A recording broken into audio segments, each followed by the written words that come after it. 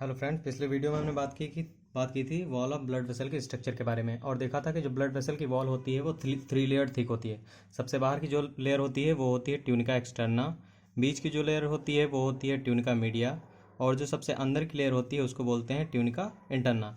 और ये देखा था कि ब्लड वेसल्स में जो आर्टरी में ट्यूनिका मीडिया होती है वो ज़्यादा थिक होती है और वेन में ट्यूनिका मीडिया थोड़ी थिन हो जाती है, जिसकी वजह से आर्टरी और वेन को बेटर तरीके से डिफ्रेंशिएट किया जा सकता है। उसी को कंटिन्यू करते हुए एग्जाम के पॉइंट ऑफ व्यू पर हम लोग जो इम्पॉर्टेंट डिफरेंसेस हैं आर्टरी और वेन में उसको आज देखेंगे इस वीडियो में। तो देखिए, पहला जो डिफरेंस है वो है आर्टरी जो होती हैं वो कैरी करती हैं ब्लड अवे फ्रॉम हार्ट, यानी कि कोई भी अगर आर्टरी होगी तो वो ब्लड को हार्ट से दूर ले जाएगी और जो वेन होगी वो कैरी करेगी ब्लड को हार्ट की तरफ, यानी कि कोई भी वेन हो वो ब्लड को हार्ट की तरफ लाएगी। और देखिए, जो ये डिफरेंस पहला है ये बगैर किसी एक्सेप्शन के ट्रू है, यानी कि अगर आर्टरी और वेन में कोई ऐसा डिफरेंस पूछा जाए जिसका कोई एक्सेप्शन ना हो तो वो पहला पॉइंट ही हो जाएगा कि जो आर्टरी होती है वो ब्लड को हार्ट से दूर ले जाती है और जो वेन होती है वो ब्लड को हार्ट की तरफ लेकर आती है। और दूसरा डिफरेंस ये है कि आर्टरी में ब्लड प्रेशर हाई होता है और वेन में ब्लड प्रेशर लो होता है। ऐसा इस वजह से होता है क्योंकि जो हार्ट होता है वो ब्लड को आर्टरी में जब पंप करता है तो ब्लड एक प्रेशर के साथ फ्लो करता है और उसको पूरे बॉडी में सप्लाई होना होता है। इस वजह से आर्टरी में ब्लड प्रेशर हाई होता है और वेन में ब्लड प्रेशर लो होता है। अगला जो डिफरेंस है वो है कि artery wall is thick, muscular and elastic. हमने ये देखा था कि जो ट्यूनिका एक्सटर्ना और ट्यूनिका मीडिया जो होती है वो आर्टरी में थोड़ा सा थिक हो जाती है। इस वजह से आर्टरी की जो वॉल होती है वो थिक होती है, मस्कुलर हो जाती है, और जो वेन की वॉल होती है वो थोड़ी थिन होती है, लेस मस्कुलर होती है और थोड़ी कम इलास्टिक होती है, यानी कि नॉन इलास्टिक। अगला चौथा डिफरेंस जो है, artery is non collapsible and when is collapsible. Collapsible का मतलब होता है पिचक जाना, यानी कि आर्टरी में जब ब्लड फ्लो कर रहा होता है तो वो कोलैप्स नहीं करती, यानी कि वो पिचकती नहीं है, क्योंकि ब्लड पूरे बॉडी को सप्लाई होना होता है हर एक ऑर्गन को। और अगर आर्टरी बीच में कोलैप्स कर गई तो उस पार्टिकुलर ऑर्गन को ब्लड सप्लाई कम हो जाएगी, जिसकी वजह से ये उस ऑर्गन के लिए या पार्टिकुलर टिश्यू के लिए डेंजर हो सकता है। इसलिए जो आर्टरी होती है नॉन कोलैप्सिबल होती है। और दूसरी बात कि जो वेन होती है वो कोलैप्सिबल होती है, यानी कि वेन अपने प्रेशर को मेंटेन करने के लिए वापस ब्लड को हार्ट में लाने के लिए कोलैप्स करती है कभी बीच में। ठीक है। और जो अगला डिफरेंस है आर्टरी का ल्यूमन नैरो होता है, यानी कि ल्यूमन का मतलब बीच का स्पेस। तो हमने देखा था जब आर्टरी और वेन की जो स्ट्रक्चर बनाई थी वॉल की, तो देखा था कि जो आर्टरी होती है उसका ल्यूमन थोड़ा कम होता है, यानी कि ल्यूमन नैरो होता है, और जो वेन होती है उसका ल्यूमन थोड़ा वाइडर होता है। तो ये आर्टरी का ल्यूमन और ये वेन का ल्यूमन। तो हम लोग देख रहे हैं कि जो ये आर्टरी है और ये वेन, तो देख रहे हैं कि जो आर्टरी है उसका ल्यूमन नैरो है और वेन का ल्यूमन वाइडर है।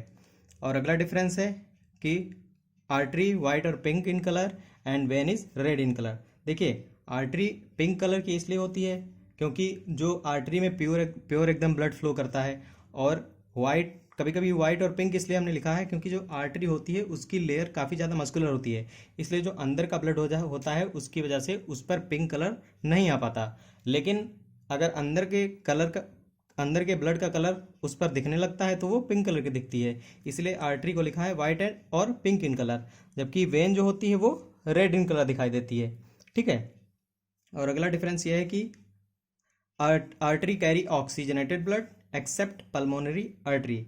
देखिए, सारी आर्टरी ऑक्सीजनेटेड ब्लड लेकर जाती हैं क्योंकि बॉडी को सप्लाई करना होता है, लेकिन जो पल्मोनरी आर्टरी होती है वो हम लोग जानते हैं, पल्मोनरी आर्टरी जो होती है वो राइट वेंट्रिकल से निकलती है और जो लंग्स होते हैं उनको डीऑक्सीजनेटेड ब्लड लेके जाती है।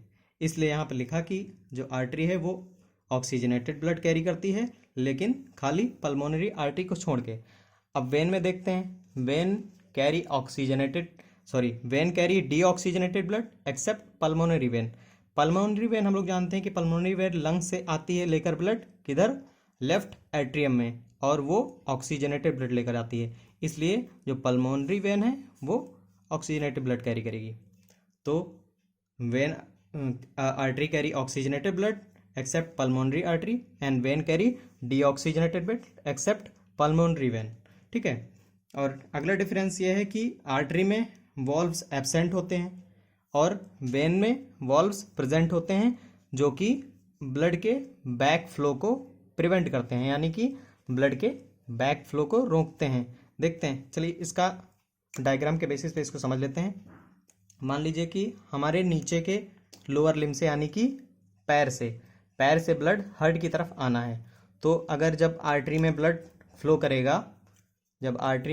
करेगा, तो सॉरी, वेन में जब ब्लड फ्लो करेगा तो यह है वेन, और वेन से ब्लड आएगा ऊपर हार्ट की तरफ, तो ये वेन से ब्लड हार्ट की तरफ आ रहा है, तो एक बड़ा सा कॉलम बन जाता है और इतने नीचे से प्रेशर इतना नहीं मिल पाता है कि वो ब्लड हार्ट तक वापस आ जाए, और इसलिए यहाँ पर प्रेशर को जनरेट करने के लिए बीच बीच में वॉल्व्स प्रेजेंट होते हैं, जिनके खुलने की डायरेक्शन हार्ट की डायरेक्शन की तरफ होती है। ऐसे वॉल्व्स प्रेजेंट होते हैं बीच बीच में, यानी कि अब यहाँ पर जो ब्लड का कॉलम बन जाएगा वो सेपरेट हो जाएगा एक दूसरे से, तो छोटे छोटे कॉलम बनेंगे, जिसकी वजह से ग्रेविटी के एंगेज जो ब्लड है वो ऊपर, नीचे के पैरों से ऊपर हार्ट की तरफ मूव कर पाएगा। ठीक है। तो यहाँ पर इसीलिए आर्टरी में वॉल्व एब्सेंट होते हैं, क्योंकि वहाँ पर प्रेशर ज़्यादा होता है तो वॉल्व की ज़रूरत नहीं पड़ती, और जो वेन में है वॉल्व प्रेजेंट होते हैं, क्योंकि वहाँ पर ब्लड के बैक फ्लो को रोकना होता है जब लो प्रेशर होता है। ठीक है। इसके बाद आता है पीएच की बात कर लेते हैं।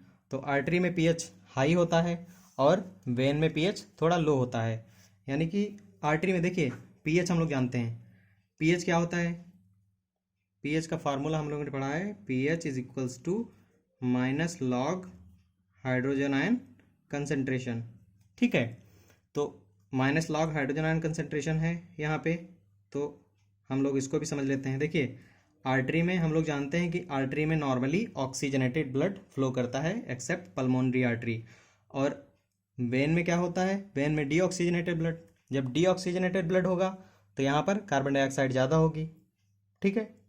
तो कार्बन डाइऑक्साइड जब ज़्यादा होगी तो कार्बन डाइऑक्साइड, ये वेन की कार्बन डाइऑक्साइड, वेन में जो आरबीसी प्रेजेंट है वहाँ पर आरबीसी की वाटर से मिल करके कार्बन डाइऑक्साइड और वाटर आरबीसी से मिल करके बनाएंगे कार्बोनिक एसिड। ठीक है। ये कार्बोनिक एसिड फर्दर डिसोशिएट हो जाता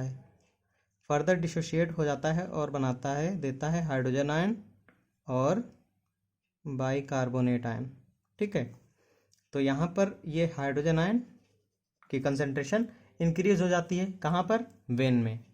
वेन में जब हाइड्रोजन आयन की कंसंट्रेशन इंक्रीज कर जाएगी, तो जब हाइड्रोजन आयन की कंसंट्रेशन इंक्रीज कर जाएगी तो पीएच क्या हो जाएगा, पहले से कम, क्योंकि पीएच जो होता है वो minus log hydrogen ion concentration. इसका मतलब यह है कि जब हाइड्रोजन आयन की कंसंट्रेशन जितनी ज़्यादा होगी पीएच की वैल्यू उतनी ही कम होती जाएगी। इसीलिए जो वेन्स हैं उसमें हाइड्रोजन आयन की कंसंट्रेशन ज़्यादा होती है, क्योंकि डीऑक्सीजनेटेड ब्लड होता है, इसलिए इसमें पीएच आर्टरी से थोड़ा सा कम होता है। ठीक है। तो ये जो मेन डिफरेंसेस थे वो हमने देख लिए। इसमें जो सबसे विदाउट एनी एक्सेप्शन वाला डिफरेंस है वो है पहला वाला डिफरेंस, यानी कि आर्टरी जो ब्लड है वो हार्ट से दूर लेके जाती है और वेन ब्लड को हार्ट के तरफ लेके आती है। इसका कोई एक्सेप्शन नहीं है। लेकिन अगर 7वां पॉइंट आप देखेंगे तो 7वां पॉइंट ये कह रहा है कि carry oxygenated blood accept pulmonary artery. तो यहाँ पर पल्मोनरी आर्टरी का ध्यान रखना है और वेन में पल्मोनरी वेन का ध्यान रखना है, क्योंकि पल्मोनरी वेन जो होती है वो ऑक्सीजनेटेड ब्लड लेके आती है लंग से लेफ्ट एट्रियम में। ठीक है। तो ये जो मेन डिफरेंसेस थे उनके बारे में हम लोगों ने डिस्कशन कर लिया।